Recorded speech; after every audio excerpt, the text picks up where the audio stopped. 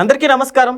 రంజాన్ ఇఫ్తార్కి జగన్మోహన్ రెడ్డి గారిని ఇన్వైట్ చేస్తే రాలేదట. అయితే ఇప్పుడు కాస్త అక్కడ ఉండే అభిమానులు అసహనం వ్యక్తం చేస్తున్నట్టు కూడా తెలుస్తోంది.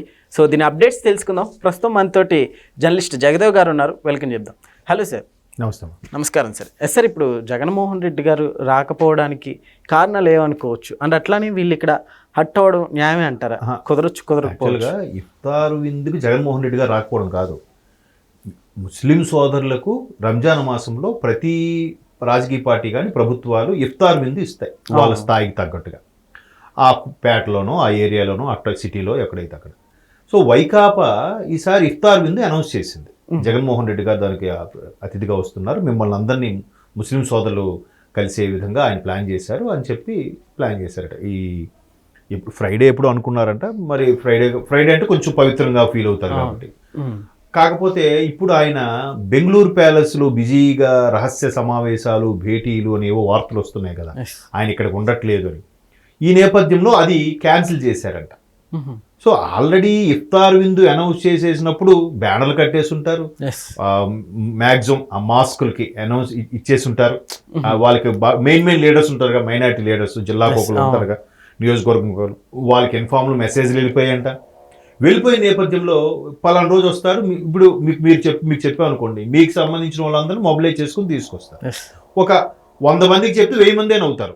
జగన్మోహన్ రెడ్డి గారు ఇఫ్తార్ విందు ఇస్తున్నారట, సరే వెళ్దాం మనం అంటే.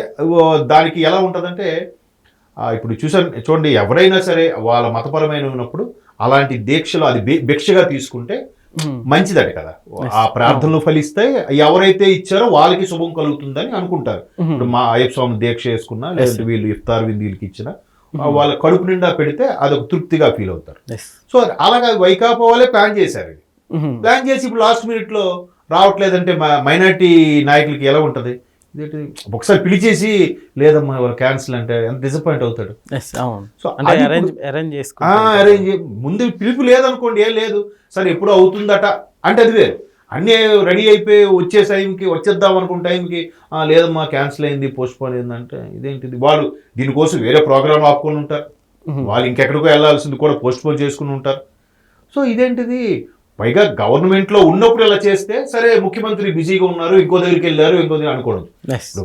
ప్రతిపక్ష హోదా కూడా లేని ఒక ఎమ్మెల్యే ఇప్పుడు ఆయన ఇలాంటి టైంలో అలా చేయడం ఎంతవరకు కరెక్ట్? మరికొద్దిగా డిసప్పాయింట్మెంట్ పెరిగి వ్యతిరేకత పెరుగుతుంది కదా. అంటే ఎవడిస్తాడా సలహాలు నిజంగా వాళ్ళకి వైకాపాలో, నాకు అర్థం కాదు. కానీ ఇప్పుడు మొన్న విజయవాడ ఇష్యూ చూసుకోండి. విజయవాడ ఇష్యూ అయినప్పుడు ఏమైంది, గవర్నమెంట్ వెంటనే చంద్రబాబు నాయుడు గారు అంత జోరు వాన్లో కూడా ఆయన వెళ్ళిపోయాడు జనాలు.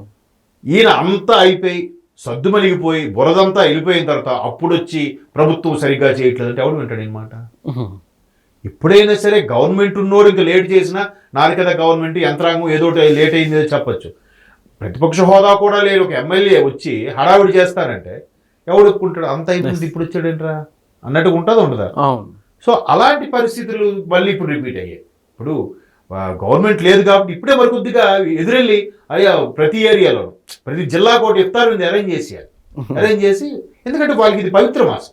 ఈ టైంలో వాళ్ళందరూ అంటే ప్రార్థనలు ప్లెజెంట్గా, అంటే మైండ్ కూడా పీస్ఫుల్గా ఉంచుకొని ఆ కాన్సెప్ట్లో ఉంటారు. వాళ్ళకి అలా ఇచ్చినప్పుడు బాగానే అరేంజ్ చేస్తారా అని ఫీలింగ్ ఉండాలి. గవర్నమెంట్ కానీ వీళ్ళే ఇచ్చారా అన్నట్టుగా. ఇంకా గవర్నమెంట్ ఒప్పక చేస్తుంది కానీ వీళ్ళు చేయట్లేదంటే ఎలా ఉంటుంది? ఆ కోటి సంతకాల సేకరణ కూడా ఈయన లాస్ట్ వచ్చాడు తప్ప ముందు ఎక్కడ రాలే.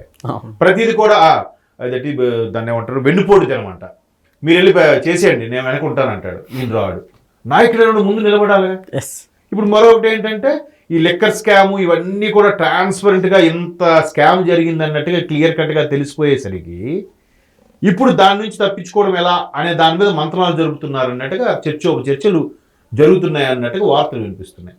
ఎందుకంటే నేను చెప్పిందే కాదు, సీనియర్ మోస్ట్ లాయర్లు కానీ, చీఫ్ సెక్రటరీగా రిటైర్ అయిన వాళ్ళు కానీ కూడా ఏం చెప్తున్నారు, అది అంత క్లియర్గా లిక్కర్ స్కామ్ది యూపీఐ క్యూఆర్ ఏమీ లేకుండా ఓన్లీ క్యాష్ అండ్ క్యారీ చేశారు. అది చాలా ఇబ్బంది, ఆయన మెడకు చుట్టుకుంటుంది. ఇది చాలదన్నట్టు ఇప్పటికే 13 ఏళ్ళుగా ఆయన బెయిల్ మీద ఉన్నాడు మనీ లాండరింగ్ వ్యవహారంలో. సిబిఐ కానీ, ఎన్ఫోర్స్మెంట్ డైరెక్టరేట్ కానీ వాటి మీద ఇంక వాయిదాలు ఇప్పటికీ నెలకో 6 నెలలకు ఒకసారి హైదరాబాద్ వచ్చి కనిపిస్తున్నాడుగా, మొన్న కూడా వచ్చాడుగా. మరి ఇవిలా ఉంటుంది చాలదన్నట్టు మళ్ళీ ఇప్పుడు లిక్కర్ స్కాము, మళ్ళీ కల్తీ నెయ్యి, ఇవన్నీ అంటే ఆయన ఇంకెప్పుడు ఒకవేళ బిగుసుకుంటే, ఆయన ఒకవేళ అరెస్ట్ అయితే ఎప్పుడు బయటకు వస్తారు? ఎస్. సో ఆ భయంతో ఆయన మంతనాలు జరిపి ఏం చేద్దాం, ఎక్కడైతే మళ్ళీ చుట్టూ కెమెరాలు ఉంటాయి. బెంగళూరులో ఆయనకున్న ఎలహంక ఏదో అంటారు, ఎలహంక ఏరియాలో ఉండే ప్యాలెస్లో అయితే ఎవరికి తెలియదు, అక్కడికి ఎవరు వచ్చి వెళ్ళిపోయినా ఎందుకు ఎవరికి పెద్దగా పట్టించుకోరు అని అక్కడే ఉన్నారు అన్నట్టుగా కొన్ని వార్తలు ఉన్నాయి. సో ఇలాంటి టైంలో అలాంటి పోస్ట్ పోన్ చేయడం అనేది మరికొద్దిగా బ్యాడ్ అవుతుంది అనేది ఒక అభిప్రాయం. ఓకే. ఎందుకంటే ప్రతిది కూడా గవర్నమెంట్ చేయక ముందే ప్రతిపక్షం రెడీ అయిపోవాలి. అవును. పైగా ఇక్కడ ప్రతిపక్ష హోదా కూడా లేదు. గవర్నమెంట్ వచ్చినప్పుడు అన్ని బేరాలు పలికిన వాళ్ళు ఇప్పుడు కనీసం చేయట్లేదే, కనీసం సానుకూలంగా స్పందించట్లేదే. కొన్ని వాళ్ళు కాకపోతే వాళ్ళు మాజీ మంత్రులు ఉన్నారు, వాళ్ళైనా పిలిచి చేయొచ్చు కదా. ఎవరు అన్న రావడం అవ్వట్లేదు. ఇప్పుడు అందరూ వచ్చేసారండి, ఫర్ ఎగ్జాంపుల్ అనుకుందాం. వచ్చేసిన తర్వాత అరే అన్నగారు వాళ్ళు రావట్లేదు, సరే ఇఫ్తార్ విందు అయితే అరేంజ్ చేస్తున్నాం, విందు అరేంజ్ చేస్తే హ్యాపీ.